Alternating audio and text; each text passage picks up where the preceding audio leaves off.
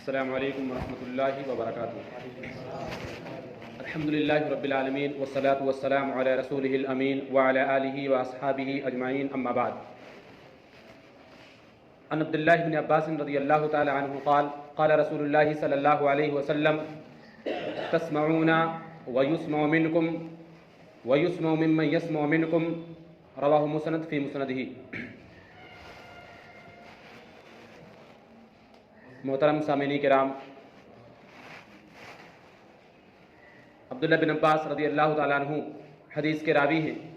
وہ کہتے ہیں کہ اللہ کے نبی صلی اللہ علیہ وسلم نے فرمایا کہ آج تم حدیثوں کا سماع کر رہے ہو، کل تم سے سماع کیا جائے گا، اور جو لوگ کل تم سے حدیثوں کو سن کر کے دوسروں کو سنائیں گے، پرسوں ان سے بھی سنا جائے گا۔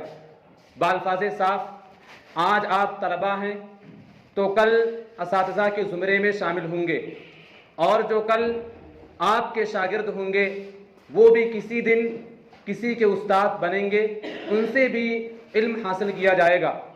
میرے بھائیو اور دوستو، دنیا کے اندر تین طرح کے لوگ ایسے ہوتے ہیں کہ انہیں اپنے مقاصد کی حصول یابی میں بادل ناخواستہ بے حیا اور بے شرم بننا پڑتا ہے۔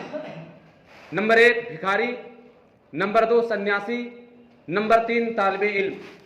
اگر ایک بھکاری شرم و حیا کا پیکر بن جائے تو وہ لوگوں کے سامنے ہاتھ نہیں پھیلا سکتا۔ ایک طالب علم اگر شرم و حیا کا خور بن جائے تو وہ دیگر لوگوں کے پاس جا کر کے علم حاصل نہیں کر سکتا۔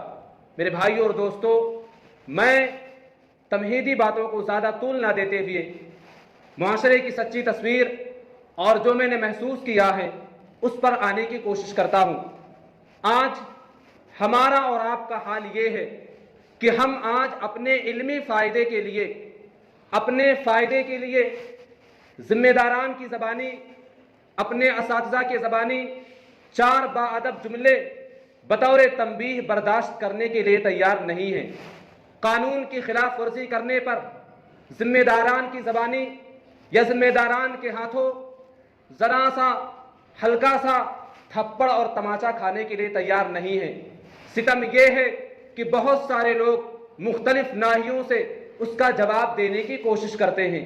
میرے بھائیو اور دوستو، آج حصول علم کی راہ میں چھوٹی چھوٹی باتوں پر دل شکستہ ہو جاتے ہو، آج معمولی تانوں پہ گھبرا جاتے ہو، آج چھوٹی سی بات پہ دل چھوٹے کر لیتے ہو، اور جب بھی دل میں ملال آئے تو خراسان کی ایک چھوٹی سی بستی میں رہنے والے امام نسائی رحمۃ اللہ علیہ کو پڑھ لیا کرو۔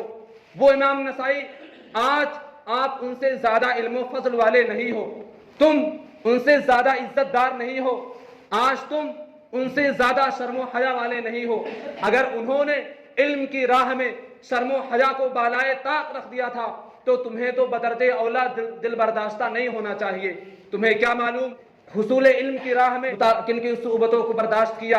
امام نسائی رحمۃ اللہ علیہ ابھی عنفوان شباب کا زمانہ تھا، ابھی نوجوان تھے، مصر کے اندر آئے اور مصر کے عالم اور قاضی حارث بن مسکین رحمہ اللہ کے حلقے درس میں شامل ہونا چاہا۔ کلاس میں جانے سے پہلے انہوں نے ایک خاص قسم کا لباس پہنا، اور وہ لباس پہن کر کے باقی طلباء کے ساتھ جب وہ کلاس میں داخل ہونے لگے، اچانک سے حارث بن مسکین کی نظر امام نسائی رحمہ اللہ پر پڑ جاتی ہے۔ ان کو احساس ہوتا ہے کہ شاید یہ حکومت کا کوئی جاسوس ہے، یہ حکومت کا کوئی کارندہ ہے۔ امام محدث مصر حارث بن مسکین نے امام نسائی رحمۃ اللہ علیہ کو بھرے طلباء کے سامنے فرمایا، امام نسائی سنو، آج کے بعد سے تم میرے حلقے درس میں بقیہ طلباء کے ساتھ داخل ہونے کے مجاز نہیں ہو۔ میرے بھائیوں، مجھے بتلاؤ اس وقت امام نسائی پر کیا بیتی ہوگی جس پر ضمنی طور پر جاسوسی کا الزام لگا کر کے بھرے طلباء کے سامنے ان کو لا تدخل مع الطلبۃ فی الصف ابدا کا پروانہ دے دیا گیا تھا۔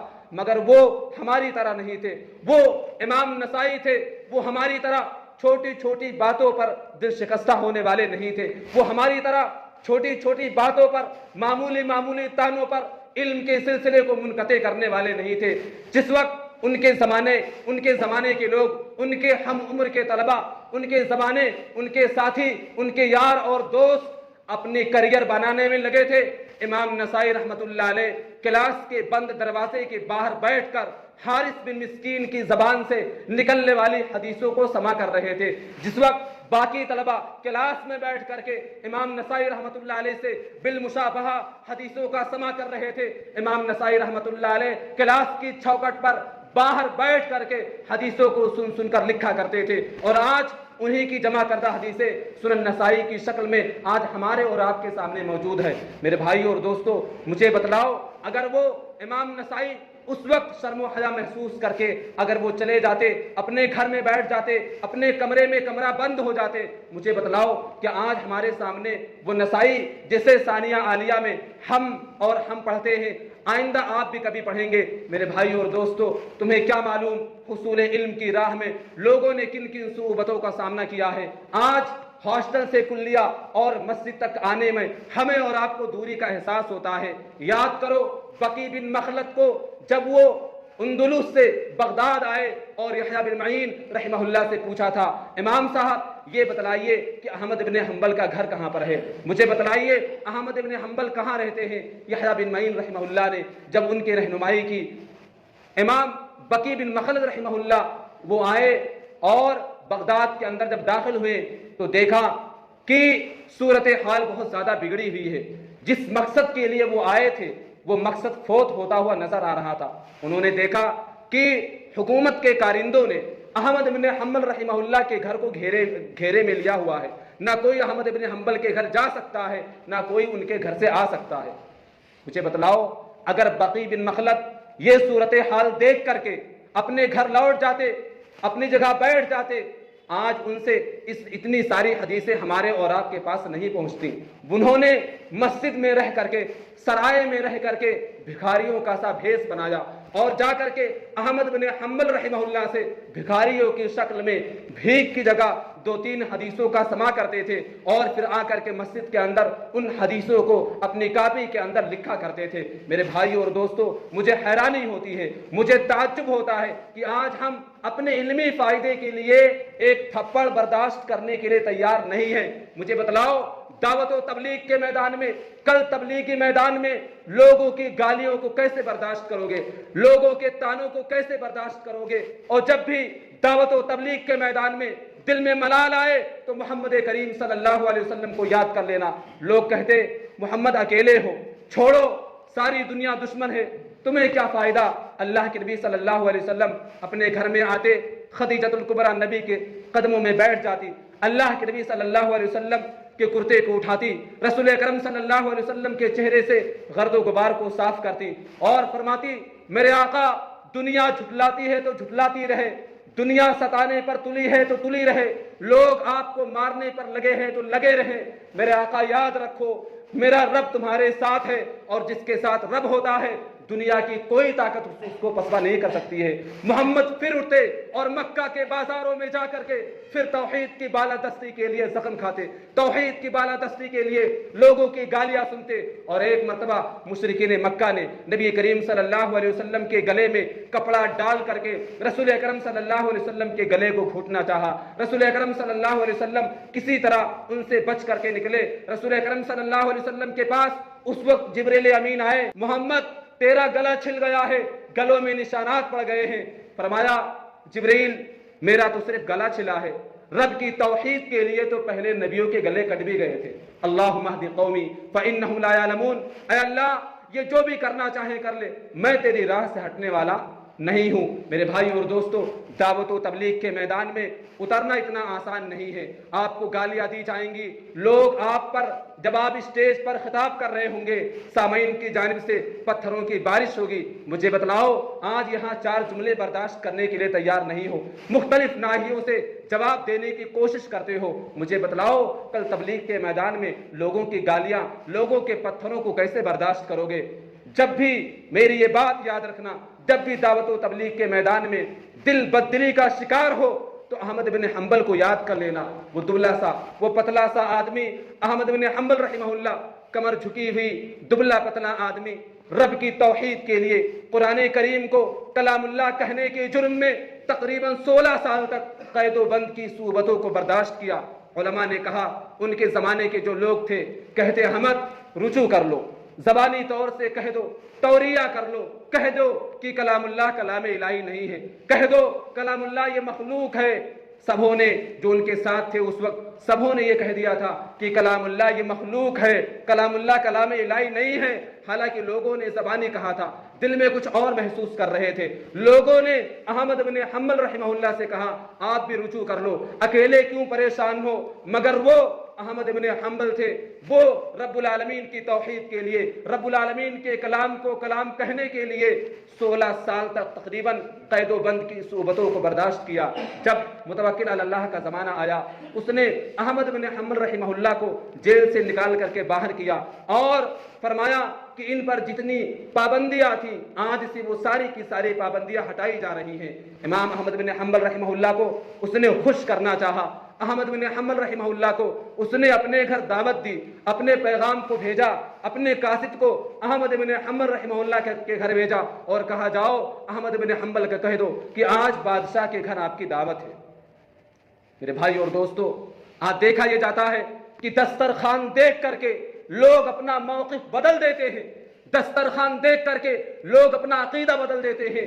آج لوگ چند پیسوں کے لیے مصلحت پوش ملا رب العالمین کے موقف کو، رب العالمین کی توحید میں مصلحت پوشی کا نتیجہ اور مصلحت پوشی کی جگہ تلاش کرتے ہیں۔ احمد بن حنبل نے کہا تھا قاصد جا کر کے بادشاہ سے کہہ دو کہ احمد بن حنبل اس گھر میں قدم کیسے رکھ سکتا ہے جس گھر میں 16 سال تک نافرمانیاں ہوتی رہی ہیں، جس گھر میں 16 سال تک لوگوں نے رب العالمین کے کلام کو مخلوق گرداننے کی پوری کوشش کی ہے۔